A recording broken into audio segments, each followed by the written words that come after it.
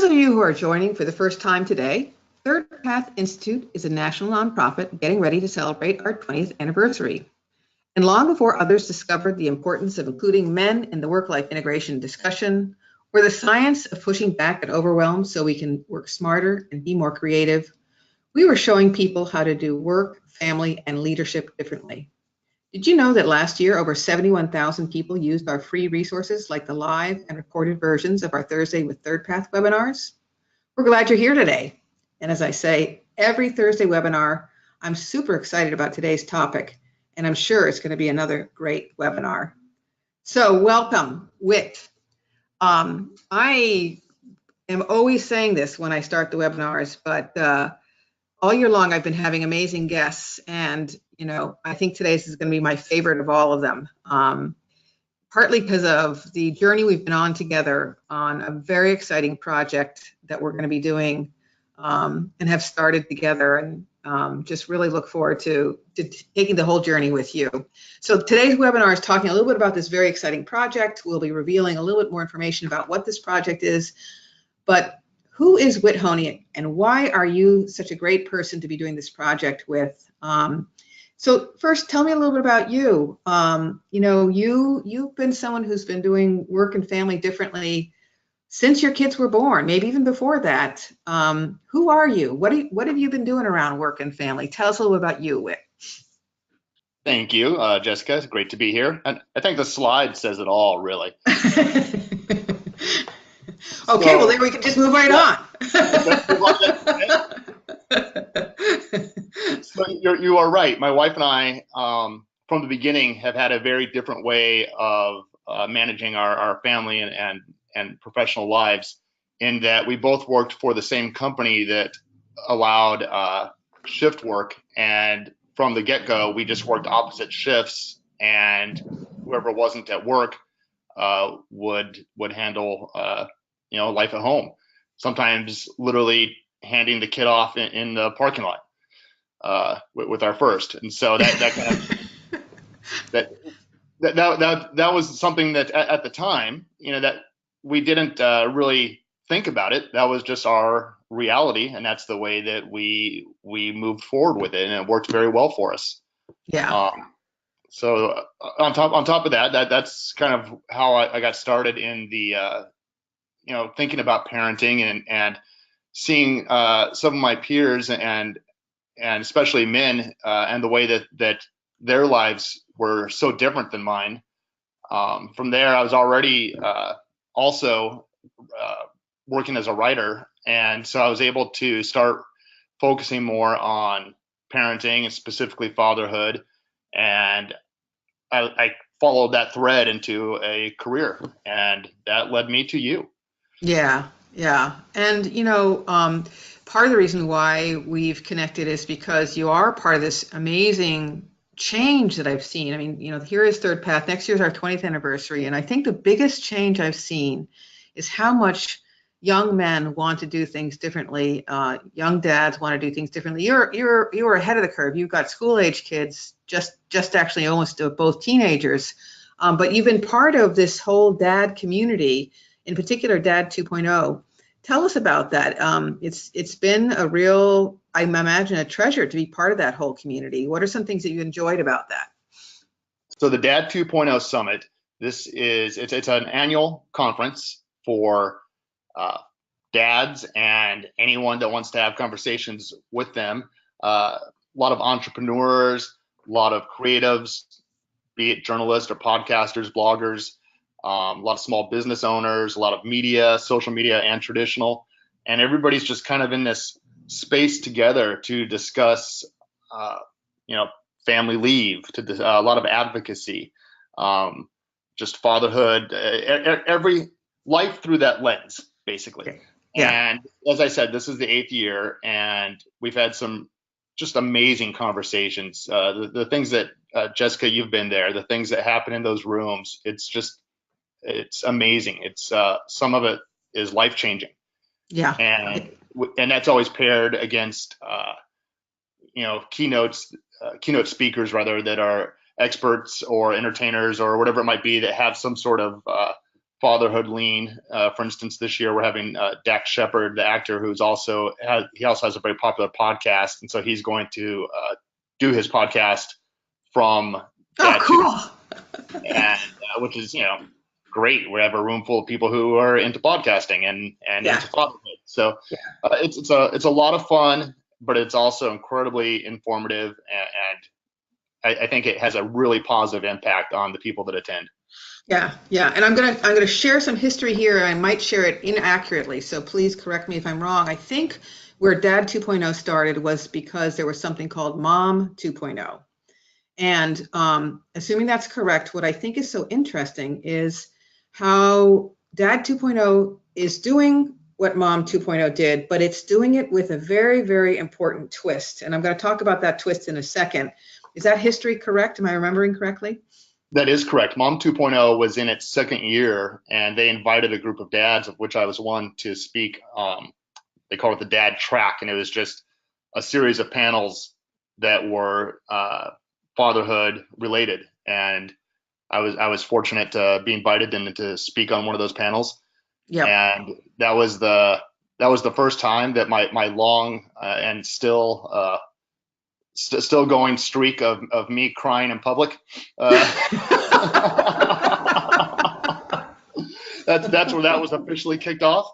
But Dad too came out of that, yes. And while we are not technically Mom and Dad summits, are respectively, we're different companies, but there's a lot of crossover. We share a lot of the same staff, and so we are taking this journey together. Yeah, yeah. Well, you're taking the journey together, but here's how it's different. And again, push back if I'm saying the wrong thing. So my assumption, I have not yet been to a Mom 2.0 summit. I look forward to attending in the near future. They're out there getting the word out about motherhood, and they're finding ways to, get advertising on their blogs and make a living getting this done. So they're out there doing a very important job about the importance of what it looks like to be, all different kinds of way to be a mother today. Here's the difference. You guys are out there advocating for involved fatherhood. Guess what? Involved fatherhood wasn't the norm. It's only becoming more normal. And so you guys have two agendas, in my experience at Dad 2.0. Of course, one is supporting these amazing, entrepreneurs around their goal of getting the word out and making some money while they're getting the word out. But there are also a lot of dads in that room who are really fighting hard for a very different understanding about what fatherhood is today. That's so different than probably what their fathers did. So is that an accurate way to describe this difference between the two? That certainly is accurate in that you'll see the brands, the sponsors we have, like Dove Men Plus Care, and has been with us since the beginning. It's a real, especially sponsors that come for their first year. It's a real investment to look at this audience, this demographic of dads who are having these kinds of conversations, to invest in that, and it's really incredible because, as you said, there is a lot of advocacy and a lot of stay-at-home dads who maybe aren't looking to get into to make money off what they're doing. They're just looking for the best way to be the most involved dad they can be. Yeah. And I think that what happens, the reason it's different, obviously, is that we're coming from two different places, the moms and the dads. Whereas the moms were looking for ways we're both working against the stereotypes, I should say, of how, and so we come from different places on that. But yeah, I think the goal is beneficial to both of us. Yeah, yeah. Well, maybe I'll even go to the next slide because it kind of talks about the way that there's some real commonalities between the two, and I'll tie it into the big reveal about why Whit's on this call with us. So finally, we're at a place as an organization where we really feel like we can add value to the conversation out there in a very profound way. And so what you're going to be hearing a little about today is that ThirdPath, with Whit's help, is going to be writing a book about how we can really do work, family, and leadership differently. And it took me a while to to feel like I had the energy and commitment to take on such a big project as writing a book. But I'll tell you what changed it for me was finding Whit, because obviously he's going to do the heavy lifting on the writing part.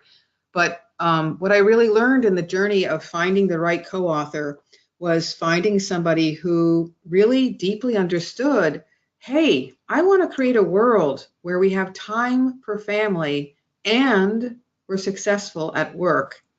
And by the way, ThirdPath has always wanted to do that in a way that promotes gender equity. So the obvious way you do that is you get dads to be involved with family the same way that you support moms to be able to do that, so that both men and women are equally redesigning work so they have plenty of time for their children, their aging parents, their communities, whatever it is that they want to create some time for. And so when I met Whit, actually through a wonderful board member of ours, I was able to see, I met somebody who understood this cornerstone piece of what ThirdPath's about. We want to create a world where, yes, we are successful at work, but not at the expense of us having time for our families. And maybe that's what we're seeing as some similarities between Dad 2.0 and Mom 2.0, is that there's a real celebration about how can we do family in a new, more modern way. And what ThirdPath will be adding to the equation is, and how can we do work really differently to support that. So, Whit, you've been working in a bit of a bubble. We've been on a project together now, thinking about this book. You've been interviewing some of the amazing people ThirdPath has met over the years, and seeing how, unless you're an entrepreneur, which I think more and more dads choose to be, to find flexibility, if you work in a more traditional workplace, you might hit some obstacles when you're trying to do work and family differently, and really try to do work in a way where you have time for family. Is that something you're noticing from the interviews we've been doing so far? That it's, unless you're an entrepreneur out there, there might be some challenges for dads who want to do work and family differently? I think that there are certainly quite a few challenges that we've seen. A lot of them are similar, and a lot of them are unique to the chosen profession of the people we're interviewing. Yeah. And then the solutions are also unique based upon the context of their situation, and yet there are a lot of traits that are shared between them. It's very interesting to it's like a big puzzle. Yeah. And it's not just the difference between men and women. As you pointed out, it's also the type of work they're doing. So I have a very good friend who's known me for, since I founded ThirdPath, and I was talking to him about the book. And he said, why are you writing this book? Isn't there enough change in the world? This book doesn't need to be written. And well, that's because of the type of work he does.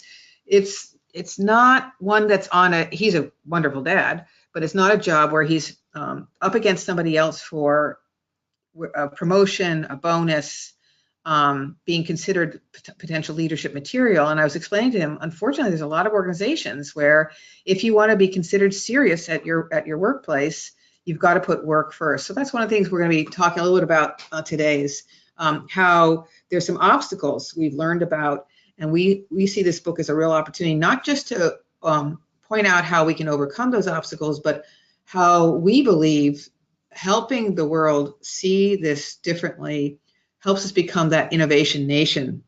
These are the 5 mandates we've been looking at all year long. And you'll see how the book is going to be kind of touching on these mandates as I go a little bit further into today's webinar. All right, so we just started hinting at that as Whit and I have been working on this project together, this exciting book that we really feel like will help really change the landscape and discussion out there about how we can do things differently. A big stumbling block is redefining the arc of a successful career. And so this book is going to be talking about how we can do work differently, how we can do family differently, and how we can do leadership differently. Because ultimately what we're saying is, when you support people to follow this more integrated approach, they develop some very good skills in a world where there's very few boundaries. They get smarter and smarter about how to do both work and family in a smart way, prioritize what's important, learn how to delegate better. And so we actually think they're creating a better career path and a better type of leader. one of the people we talked to and interviewed was a young couple who really have put these ideas into practice. I won't use their names in this webinar, but it's a young couple that really exemplifies a couple that has thought together about how to both approach work and family differently. And they work in a very large organization that has been around forever.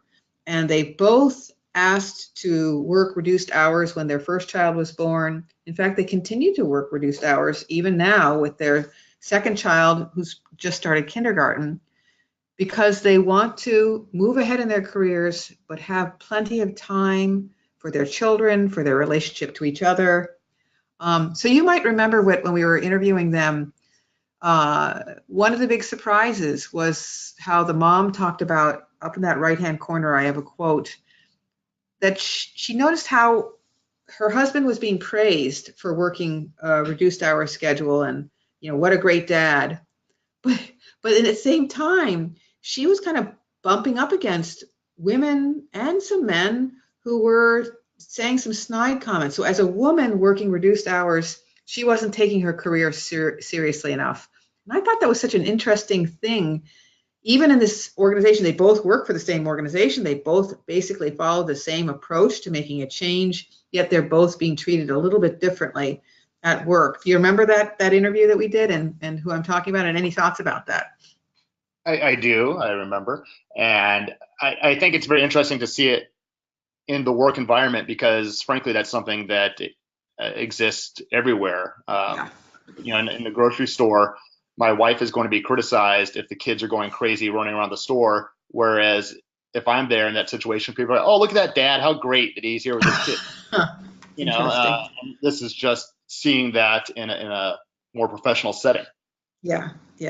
And it can go the opposite way. You can have a family member who praises the mom for reducing her work schedule so that she can be the good mom and spend time with her kids. And you can get that dad who is criticized by the older generation or some peer because he's not taking his job seriously enough. So we're still in a time when there's a lot of unclarity around what's possible, but these people have been pioneers and they've really done things differently.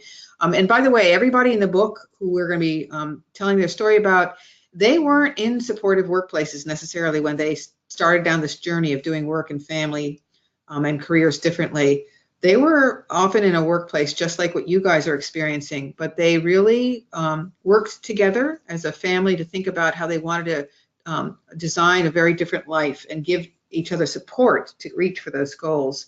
I'm thinking about one other person who really, you're going to hear a story in a little bit, but when she wanted to make some changes, she really had a challenge because suddenly she had a new boss. The new boss wasn't very supportive and it was looking like it wasn't going to really happen, but she persisted and was able to kind of make some changes happen in her life. That's Michelle's story. We're going to get to Michelle's story in a little bit, but before we get there, at the core of trying to think about how to do this new way of doing work, family, and leadership differently is the fact that we can do work differently, that we can flex when and where we work, that we can push back at the culture of face time. And you actually are a great example of somebody who's talk about flexing when and where you work. How many hours have you spent in a cubicle doing your job versus some non-traditional way? Tell us a little bit about how you've organized work in a flexible way. You may hear my wife laughing in the background. Flexibility is it's vital to what I do, and working from home as I have for the majority of my career, it kind of eliminates the cubicle. Although I have done that before we started a family, I did do office work. But in terms of flexibility, it's allowed me to do everything. I noticed that if I attend school events with my kid, I see the same people every time because they're people who have parents. Because they've also have the flexibility to be there on a regular basis, and it's allowed me opportunities that I wouldn't have otherwise. that said, it also means that I am often working until the wee hours or getting up very early and working at times that I wouldn't normally want to be up and working. But it's worth it. Yeah, yeah. Well, and so I have a little quote here from Ivan. He's one of the people who will be in the book, and actually you can read more about Ivan because Bridget Schulte wrote a great article about these leaders that are going to be in the book. So you can read more about some of these leaders today if you get a hold of Bridget's HBR article. But Ivan is a great example of someone who also really started to understand the value of changing when and where you work. But in his case, he did it because he became a grandparent. And so he wanted to spend one day a week with his granddaughter. And so, what you can see in Ivan's story is this kind of amazing journey. This, older generation father, now grandfather, really said, hey, I want to do my work differently. And the fun part of Ivan's story is how he's actually been the reason why his whole organization has changed and become much more supportive of flexibility. So that's the kind of fun thing we've been learning as we get prepared to write this book, is that, these are people who did it for themselves, but they're people who also have now gone on to leadership positions and are making significant change in their organization. It's pretty exciting stuff. So one other thing we've learned, and we'll be talking about in the book, it's one of the topics we've talked about this year on our webinars, is that if we're not careful, flex can turn into us working nights, weekends, and even on vacation. And so we need to get smart about win-win boundaries, meaning if you want to have time for work and time for family, you need to set firm but flexible boundaries so you can be successful in both arenas, work and still have time and energy for family. This is really a challenging subject. In fact, if some of you are lucky enough to come, we're going to be focusing on this at the Pioneering Leader Summit that we are going to be having in April. It is not an easy thing to do, to figure out about win-win boundaries, especially in a world that has very few boundaries today. But one of the great examples of this is what Michelle did. And she too is somebody you can read about in the HBR article. You probably remember her story. When we interviewed her, she's somebody who's really gone on to a significant leadership position. And earlier in her career, when her oldest daughter was about to be launched into the next kind of stage of school years where she had a summer break, Michelle realized, wow, for the next, until my kids go off to college, I'm going to have kids who don't have school in the summers. And what do I want to have happen in that, how do I want to arrange that? Do I want to just keep on working the same way all the way through summers, or do I want to take advantage of that change and really create something different? Do you remember when we interviewed Michelle, and what was some of her motivations about making that change, and any thoughts about that interview that we did with Michelle? Tell us about that. And Michelle's her story is a great example of how writing this book is affecting me in my personal life and the way that I look at things. And I'm learning as we go, because she is doing things as someone who has worked on every vacation I've ever taken. It's boy, I would love to not do that. And speaking to her and hearing her story and how she's made the changes that she has, it's been very inspiring. Yeah. Well, actually, that's probably the other biggest change, the sad change that I've seen in 20 years since starting ThirdPath. The happy change is how much more we have men really embracing being involved fathers, and how that's going to really change the equation for everybody. The sad story that I've seen is that technology is a double-edged sword. And I think that we haven't gotten very smart about how to set smart boundaries around technology. And Michelle really came into her latest workplace and made big changes. People assumed that they had to be, tied to their phones on the weekends. And she said, nope. If we need you, we know how to get a hold of you. Your weekends are yours. Let's set some better boundaries around this. And I think the biggest thing I've learned talking to these leaders, and tell me if you agree with this, it's not just an intellectual exercise. There's been a personal story behind them being a pioneer. These are not people where it was an easy road to follow. but they had something inside themselves that said, this is important. I want to do this differently. And that commitment to this being a pioneer and doing it differently gave them the courage over and over and again to keep on trying to do it differently. The fun part about this book is we get to see them, the journey they've been on and how profound it's been, not just for themselves and their families, but for their workplaces. So anyways, we'll move on to the next slide unless you have something else to say about kind of the personal commitment to this, or the insights about how it's been an ongoing process for them. Anything you want to add, Whit? None required. Just on the quote that you have there, I think that nostalgia for our own childhoods, it's this combination of excitement and melancholy that we're taking forward into our own parenting, and to see it really does play a huge part in the decisions that we make. Yes. Sometimes it's because we want to do the opposite of what we grew up with. Sometimes it's because we want to recreate some piece of what we grew up with because it was so important to us. Yeah, wonderful. Cool. So another story that I love because it shows the complication of this issue is, and you can also read about Will in Bridget's article. Will is I've known Will forever. And certainly when we interviewed Will for the book, I think that Whit could tell pretty quickly that Will's story is a complicated one because Will works in what we call a work-first workplace. Very much so. People work crazy hours, and a lot of failed marriages actually because people are working crazy hours, and the demands, especially as people move into leadership positions, are crazy. But Will has really figured out how to create this integrated life, even in this crazy workplace. And he talks very openly about how it's been very hard at times. And sometimes it's really meant that he doesn't have as much sleep as he should. And unfortunately, that's not a really good, long-term solution. But don't underestimate what Will has achieved, in part because he really credits his wife. Teresa has been this kind of real, strong, clear force in his life about what's important. And one time she came after, Will did amazing things like working a compressed work week when his first child was born. So he was in charge of his son on Fridays and continuing that when his daughter was born. Will also stepped up to the plate when his wife came to him and said, hey, honey, I think you should take advantage of that sabbatical program at your organization. And I think we should go on a journey, on a trip together as a family.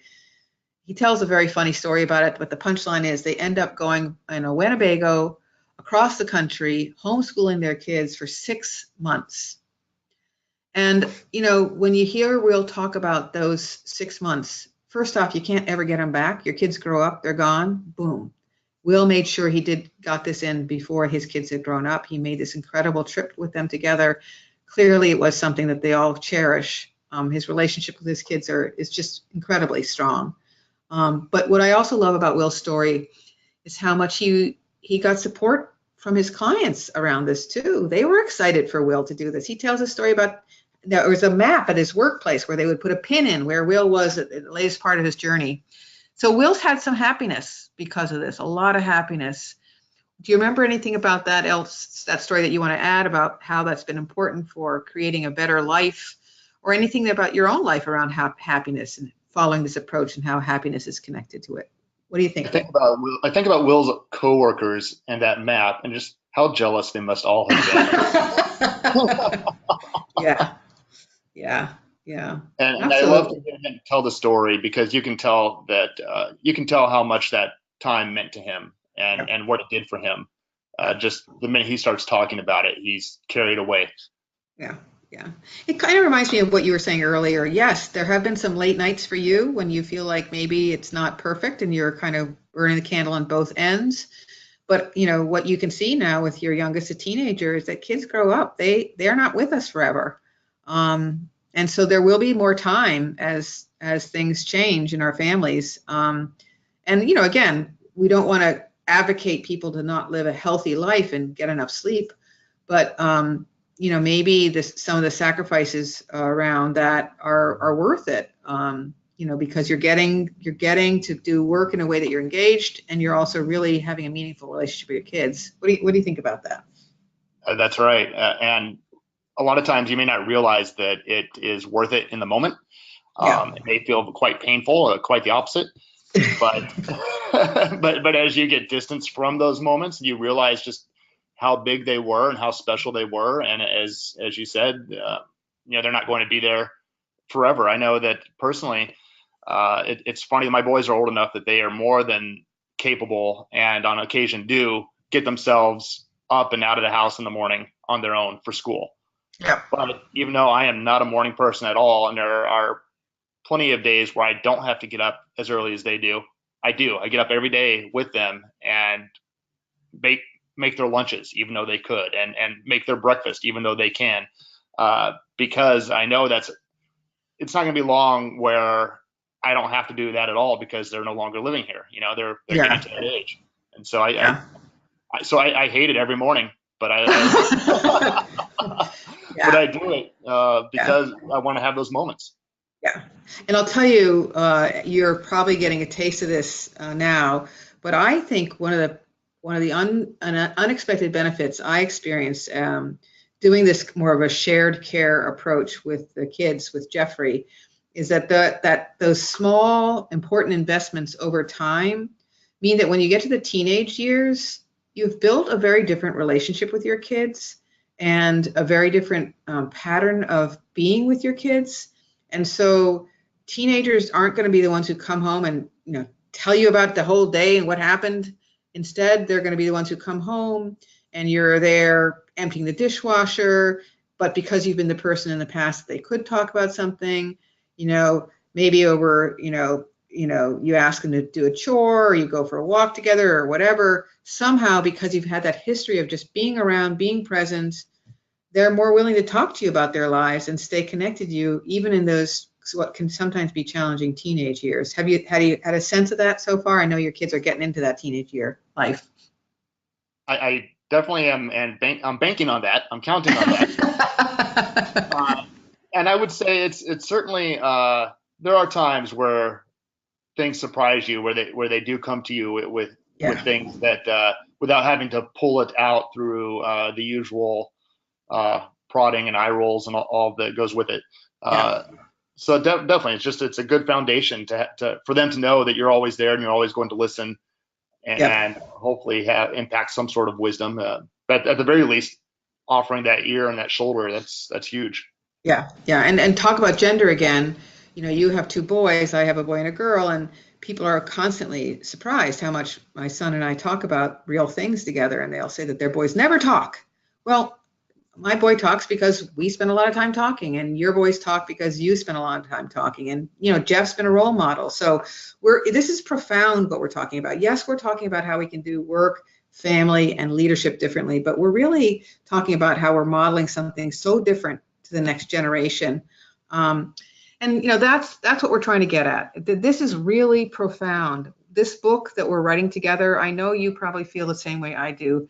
This is a profound task we're taking on, where we're really saying the future of the world can be very, very different. We can create workplaces that support people to have full lives and be what we call whole life leaders. So all the way through their lives, they have time to be successful at work, but also time to be engaged in their lives, whatever those lives look like. And we really think this is about creating a very different world. And we're excited that I have the time and energy and just the right co-author to take this project on. I